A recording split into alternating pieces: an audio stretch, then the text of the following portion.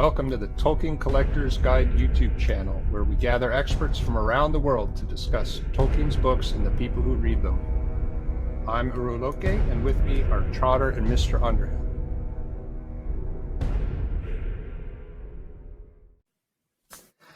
All right, today we're talking with Trotter, who's one of the admins at Tolkien Collector's Guide, the website, and would love to hear about why you started collecting and what it is that you collect.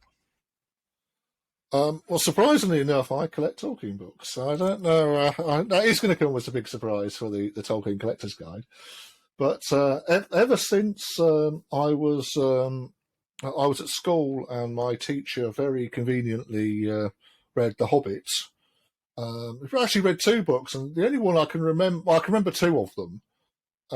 He must have read some other books, but they weren't anywhere near so good as The Hobbit. But I could still remember sitting in school and listening each day as he read a chapter from the Hobbit, and I think that's got to have been. It tells how old I am now. That must have been about 1974 when he read this. I pestered my parents for book vouchers, as we used to have in the quaint old things, where you used to go to bookshops and buy books in the 1970s. And in 1977, I bought a copy of The Lord of the Rings and the Silmarillion. No, I bought the Silmarillion in 1978.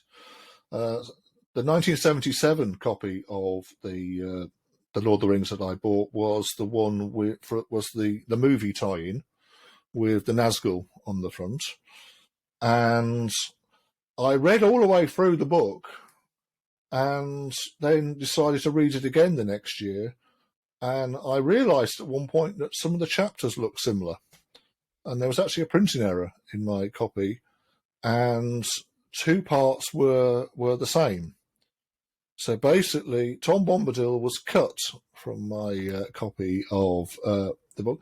So it remarkably similar to the Peter Jackson film, where they just magically leave Bucklebury and then they turn up in Bree. My book was like that. All that bit was missing. Andrew, did you give Peter Jackson that copy? Is that why Tom Bombadil? No, but the first book that Peter Jackson that had was the same copy. He's actually said this. It's the same copy that I had, but whether he also had the same mistake in there, I don't know. I bought Silmarillion in 1978. Tried to read it, got nowhere with it whatsoever. So just went back to reading The Hobbit and the Lord of the Rings. But in 1980, I think, Unfinished Tales came out, and it was the first hardback that I bought.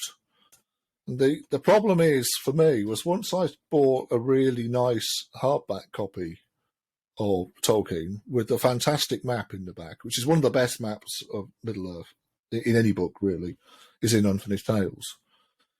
That's what got me started down, well, I'd like a nicer copy of The Hobbit, and I like a nicer copy of The Lord of the Rings. And there wasn't a lot you could get at that time. I wasn't really in a position to go out and start buying really expensive books, but you could get hardbacks.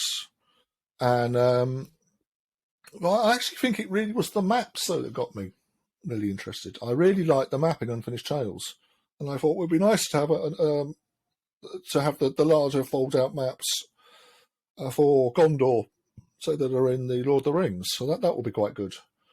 And that got me down buying a second edition set of the Lord of the Rings. And then, of course, eventually I started going off and buying every single version of the UK books that's come out. And I've said this before, but there aren't many that I don't have now for the UK. So every single cover, hardback, paperbacks up to a certain point. Paperbacks, I don't have all of them. It's very difficult to work out on paperbacks, I think, which ones you've got and which ones you haven't. But with hardbacks, it's relatively easy. And of course, you blame sites like TolkienBooks.net, Wayne and Doug Anderson's bibliography. It's all terrible lists because it just tells you what you haven't got. realistically, it gives you. I don't have that one. I haven't got that. I haven't got that. And it shows you all these things to aspire for you to get them. Well, I think it's a great hobby to collect just because of the sheer quantity of books by Tolkien. The other book that I first had read to me at school was a book called Stig of the Dump, which is a UK book, and the author only ever wrote one book, and there's only one paperback copy of it. So I actually also have a full collection of that author's works as well. I have the one copy that he did. Now, if I decided I liked that one more than Tolkien, I'd have a very much empty bookshelf nowadays with nothing on it anymore. What's the market like for that book, Andrew?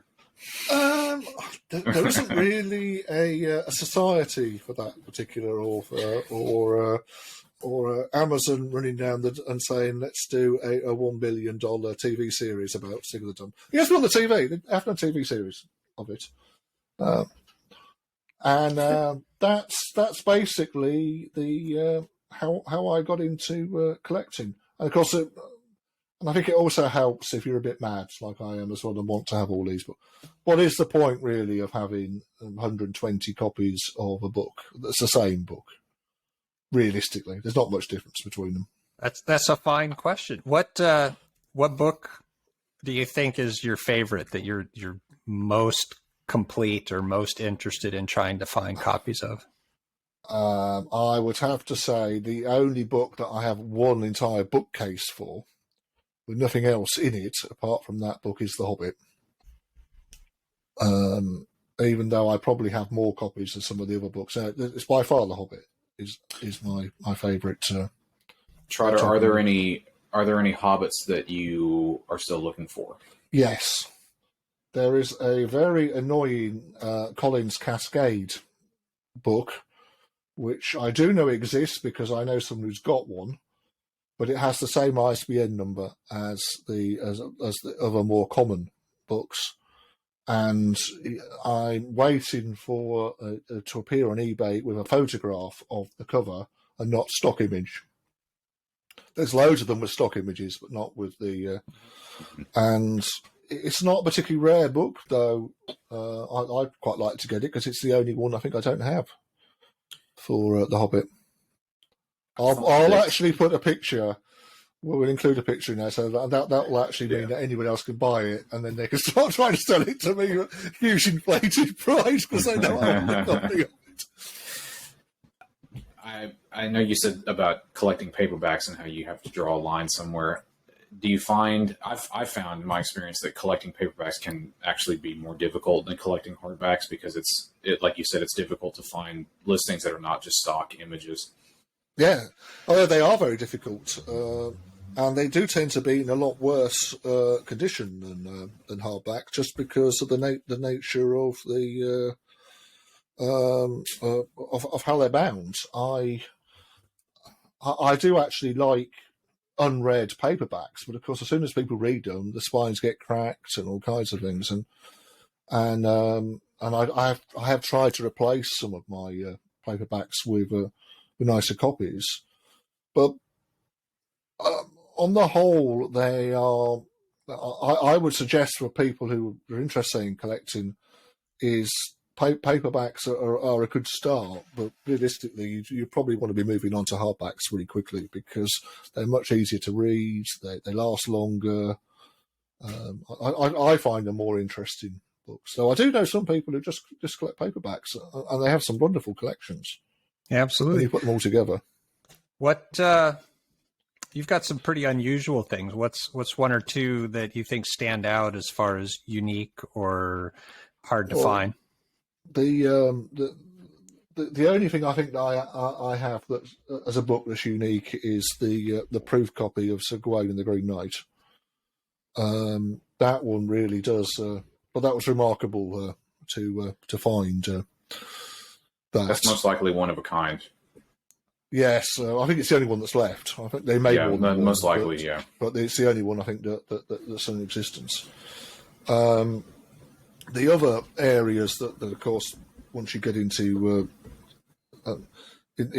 they're not really unique, but it's things like finding some of the limited editions, the true limited editions with the numbered books. I think, as Chad said recently, there aren't that many of them around, but they're very difficult to get hold of nowadays, some of the limited ones. And again, if you're interested in starting a collection, it'd be very difficult, I think, nowadays to actually decide that you want to just collect limited edition Tolkien books. Yeah, there's enough of them out there, and they are, going back many decades, so they can be very hard to track down or find in good quality, etc. So that's an interesting and challenging focus that someone could have. It certainly is. It also, the ones that I quite like are the ones that I've had rebound as well. I actually quite like those. It's actually, I had them all done by a bookbinder in York in England, and I've got the Silmarillion, Lord of the Rings, and the Hobbit, and it's absolutely fascinating to go into his workshop. So I took the book along. Well, I took all the books along with me to go to his workshop, and his workshop looked exactly the same as a workshop would have looked in 1800. He had nothing new in there whatsoever. He doesn't need it to actually rebind a book. It's exactly the same as tools that you would use as you'd have used then. And someone from 1800 could just go into his store and would now be perfectly at home. You just think how many things would be like that nowadays. You could actually do that. Cool. I think we have time for one more question. So what's drawn you to collecting and collecting Tolkien in particular? Like what emotions does it bring you, and why? I think it does take you back to childhood and when you first read it. As I said, it's the main book that I can remember from being read from school, and I'd have been read this every week, every day. He would have read a book. If that's the only one I can remember, it had a big hold over me at the time, and I'm really glad that Tolkien was an area that I decided to go down in terms of collecting, because I think it's a great community for a start of people in the collecting world, and there's just some lovely books to collect. Great. Well, thank you so much for joining us here. It's been a pleasure talking with you. You're one of our admins and hosts, so we're going to be hearing a lot more from you, but it's been great to get a little bit of an introduction from you. Thank you. That was great. Thank you.